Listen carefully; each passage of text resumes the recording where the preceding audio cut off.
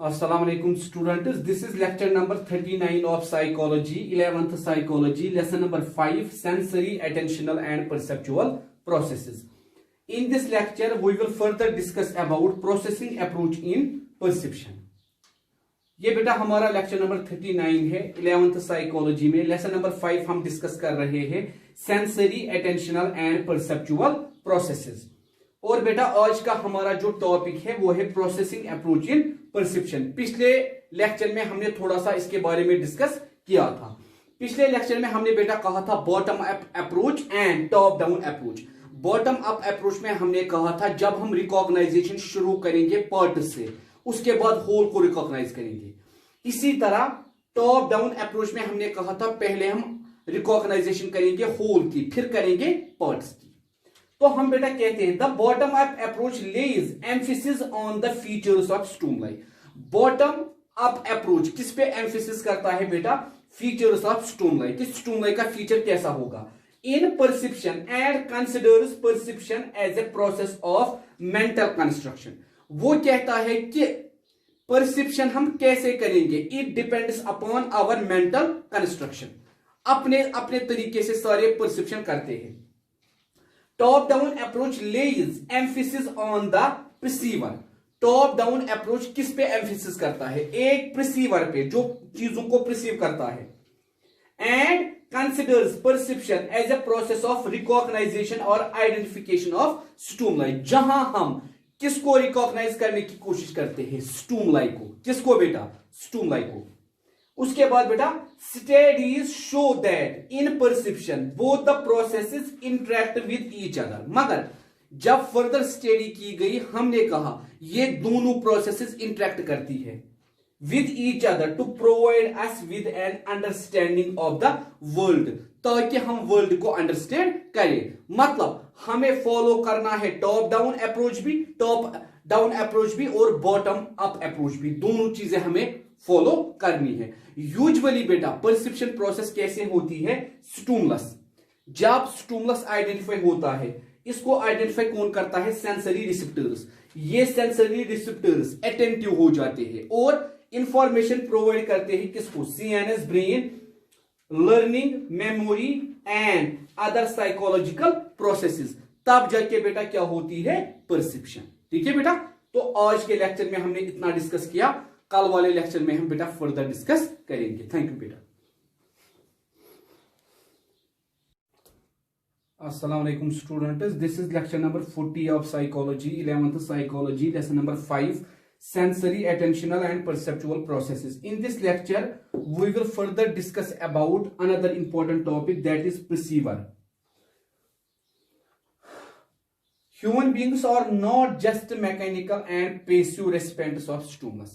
हम कहते हैं बेटा ये जो प्रिसीवर होता है, जो किसी भी इंफॉर्मेशन को प्रिसीव करता है, जैसे ह्यूमन बींग्स है, वो खाली मैकेनिकल या पेसिव रेसिपिएंट्स नहीं होते हैं। किसके बेटा? एक्सटर्नल एनवायरनमेंट से स्टिमुलाई उन्होंने लाया, उसके बाद वो एक्ट नहीं करते हैं as mechanical and passive recipient. They are creative beings, वो क्रिएटिव होते हैं and try to understand the external world in their own way. और वो कोशिश करते हैं एक्सटर्नल वर्ल्ड को समझने की, मगर अपने अपने तरीके से। In this process, their motivation and expectation, cultural knowledge, past experience and memory as well as values, beliefs and attitudes play an important role. इसीलिए किसी भी चीज को अंडरस्टैंड करने के लिए, किसी भी चीज की इंटरप्रिटेशन देखने के लिए वो क्या काम करते हैं बेटा?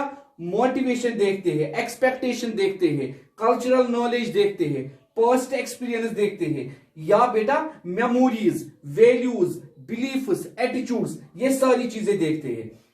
फिर जाके वो किसी चीज को मीनिंग देते हैं, किसी एक्सटर्नल वर्ल्ड की चीज को।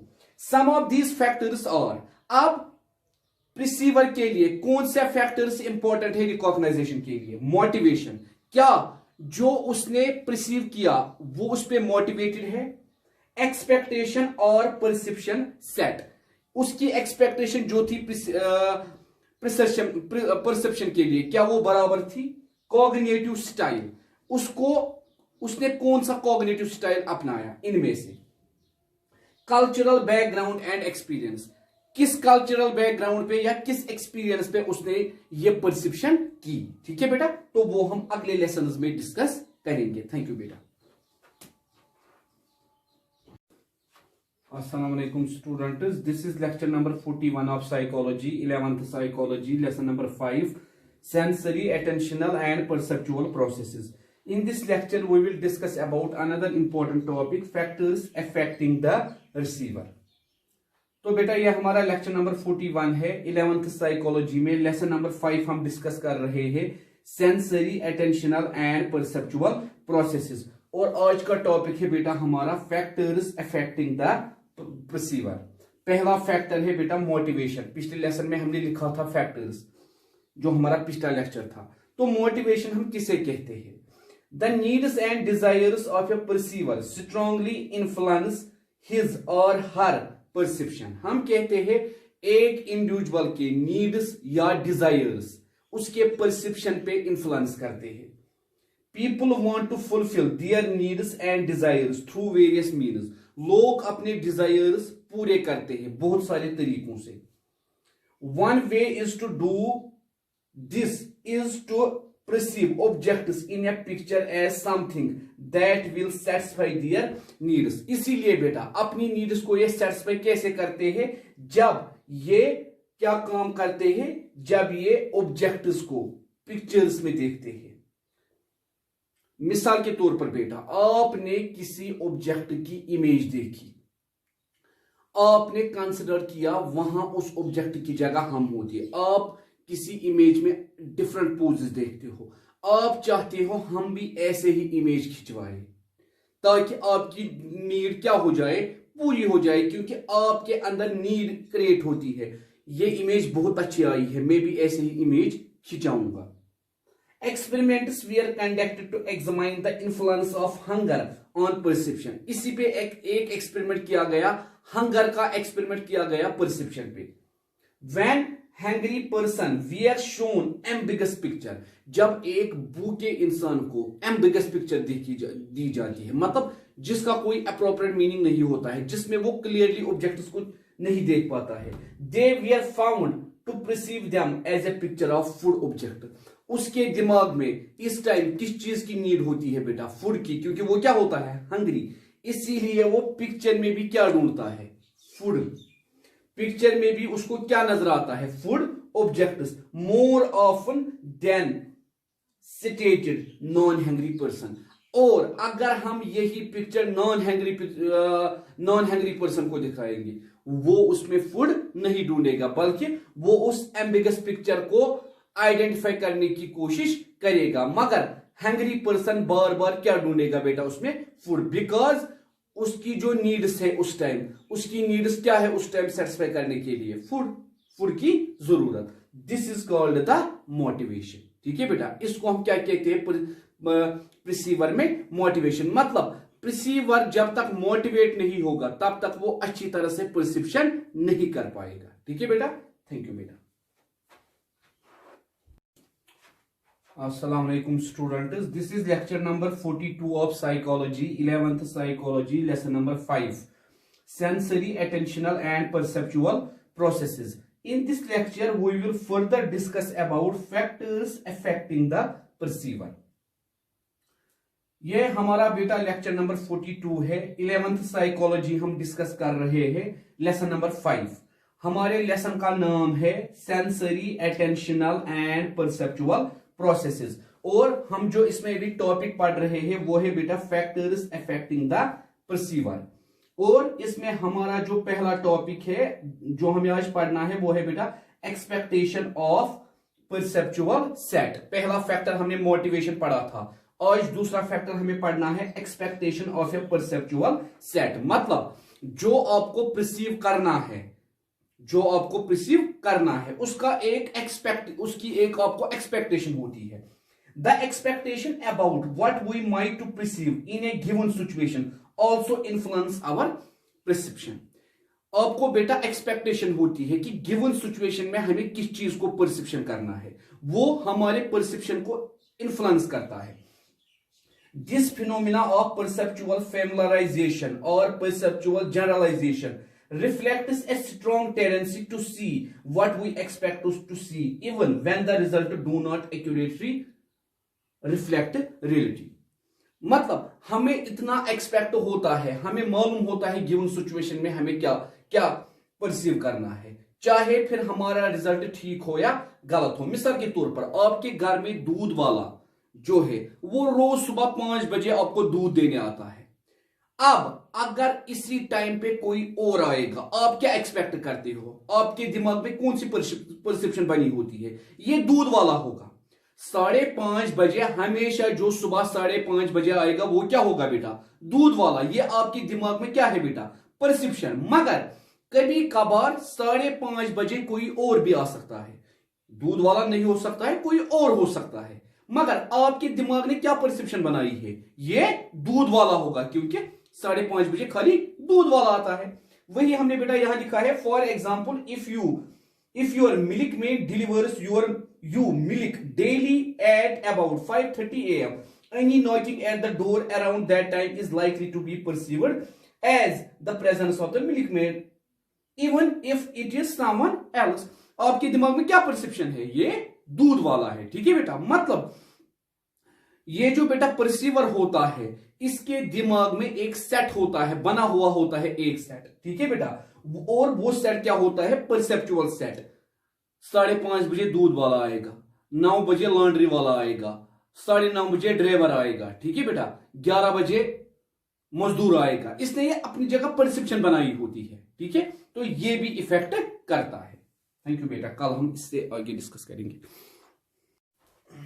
अस्सलाम वालेकुम students, this is lecture number 43 of psychology, 11th psychology, lesson number 5, sensory, attentional and perceptual processes. In this lecture we will further discuss about factors affecting perceiver, and under factors affecting perceiver we will discuss about third factor, that is cognitive styles. तो बेटा ये हमारा lecture number 43 है। 11th psychology में lesson number 5 हम discuss कर रहे हैं, sensory, attentional and perceptual processes. और बेटा इसमें जो हम अभी टॉपिक पढ़ रहे हैं वो है फैक्टर्स अफेक्टिंग परसीवर। ऑलरेडी हमने 2 फैक्टर्स डिस्कस किए हुए हैं, मोटिवेशन एंड एक्सपेक्टेशन। आज हमें तीसरा करना है बेटा कॉग्निटिव स्टाइल्स। कॉग्निटिव स्टाइल्स हम किसे बोलते हैं? It refers to a consistent way of dealing with our environment. इसका मतलब है कैसे हम एनवायरमेंट के साथ डील करते हैं, कैसे हम कंसिस्टेंटली एनवायरमेंट के साथ डील करते हैं। It significantly affects the way we perceive the environment. और बेटा ये अफेक्ट करता है कि हम अपने एनवायरमेंट को कैसे परसीव करते हैं। ठीक है बेटा, जिस एनवायरमेंट के साथ हम डील करते हैं उसको हम कैसे परसीव करते हैं। There are several cognitive styles that people use in perceiving their environment. बहुत सारे cognitive styles लोग प्रेफर करते हैं अपने environment को perceive करने के लिए। One most extensively used is in studies is the field dependent and field independent. एक सबसे important criteria cognitive styles का जो हम इस्तेमाल करते हैं अपने एनवायरमेंट को परसीव करने के लिए, एक है बेटा फील्ड डिपेंडेंट, दूसरा है बेटा field independent. Field dependent people perceive the external world in its totality. जो फील्ड डिपेंडेंट पीपल होते हैं वो एक्सटर्नल वर्ल्ड को कैसे परसीव करते हैं? टोटलिटी में, पार्ट्स में नहीं बेटा, टोटलिटी में, इन ए ग्लोबल और होलिस्टिक मैनर, मतलब वो पूरा लेते हैं।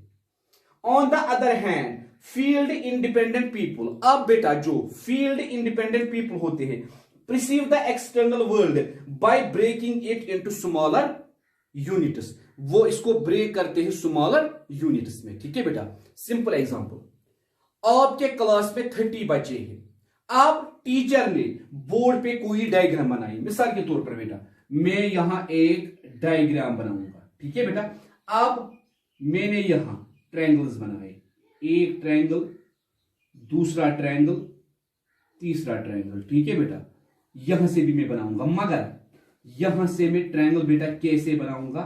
अपोजिट में, 2 और 3। अब मैं क्लास में बच्चों को बोलूंगा बेटा रिकॉग्नाइज करो ये फिगर कौन सी है। इस फिगर में आपको कौन सी शेप नजर आती है। जो बच्चे फील्ड इंडिपेंडेंट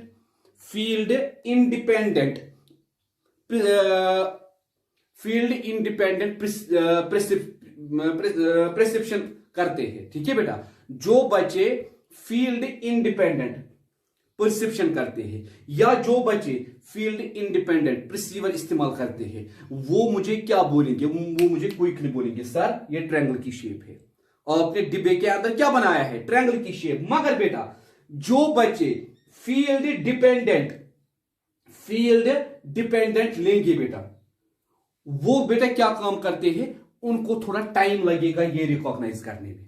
फील्ड इंडिपेंडेंट वाले जो होते हैं वो क्विकली करेंगे। मतलब बेटा ऐसे लोग जो किसको इस्तेमाल करते हैं, जो पार्ट्स को पहले प्रिसीव करते हैं उसके बाद होल को प्रिसीव करते हैं, वो जल्दी रिकॉग्नाइज करेंगे। ऐसे लोग जो सारे होल को ही रिकॉग्नाइज करते हैं, पार्ट्स को नहीं, उनको टाइम लगेगा। ठीक है बेटा, तो ये है एग्जांपल कैसे हम कॉग्निटिव स्टाइल्स इस्तेमाल करते हैं। तो क्लास में 10 बच्चों में से 4 बच्चों को क्विकली समझ आता है ये ट्रायंगल है, उनको हम बोलते हैं फील्ड इंडिपेंडेंट, जो क्विकली करते हैं, और बाकी बच्चों को टाइम लगता है उनको हम बोलते हैं फील्ड डिपेंडेंट। ठीक है बेटा, थैंक यू बेटा। अस्सलाम वालेकुम students, this is lecture number 44 of psychology, 11th psychology, lesson number 5, sensory, attentional and perceptual processes.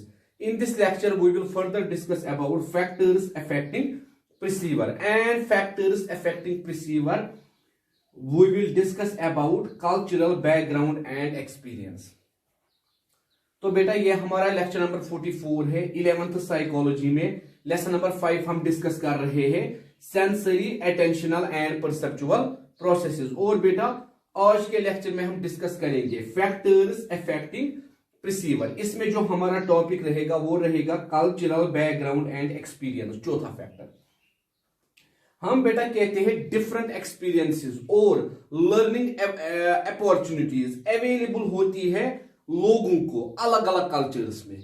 मतलब बेटा अलग अलग कल्चर्स में लोग अलग तरीकों की लर्निंग करते हैं, अलग तरीकों की एक्सपीरियंस सीखते हैं, और ये भी इन्फ्लुएंस करता है उनकी परसेप्शन को। People coming from a pictureless environment, जो लोग ऐसे एनवायरनमेंट से आते हैं जो पिक्चर्स के बारे में कुछ नहीं जानते हैं, pictureless environment, fail to recognise object in pictures, वो पिक्चर्स में ऑब्जेक्ट्स को रिकॉग्नाइज करने में फेल हो जाते हैं। Hudson studied the perception of picture by African subjects and noted several difficulties. Hudson जो था बेटा ये एक क्या था बेटा, ये एक ऐसा साइकोलॉजिस्ट था जिसने स्टडी की है बेटा किसकी बेटा, अफ्रीकन सब्जेक्ट्स की, और इसने बहुत सारी डिफिकल्टीज उसमें ढूंढी। Many of them were enable to identify objects, बहुत सारे लोग अफ्रीकन सब्जेक्ट्स के ये बहुत सारे लोग पिक्चर्स को इजीली आइडेंटिफाई नहीं करते थे। मिसाल के तौर पर बेटा एंटीलोप या sphere, they also fail to perceive distance, या वो डिस्टेंस भी रिकॉग्नाइज नहीं कर पाते हैं in pictures and interpreted pictures incorrectly, ना वो डिस्टेंस पिक्चर में देख पाते हैं ना वो उसको अच्छी तरह से इंटरप्रेट कर पाते हैं। ठीक है बेटा, तो हम कहते हैं ये कल्चर का असर है, ये एक्सपीरियंस का असर है हमारी सोसाइटी पे कि ये लोग पिक्चर्स को इजीली रिकॉग्नाइज नहीं कर पाते हैं। थैंक यू बेटा। अस्सलाम वालेकुम students, this is lecture number 45 of psychology, 11th psychology, lesson number 5, sensory, attentional and perceptual processes. In this lecture we will further discuss about factors affecting perceiver.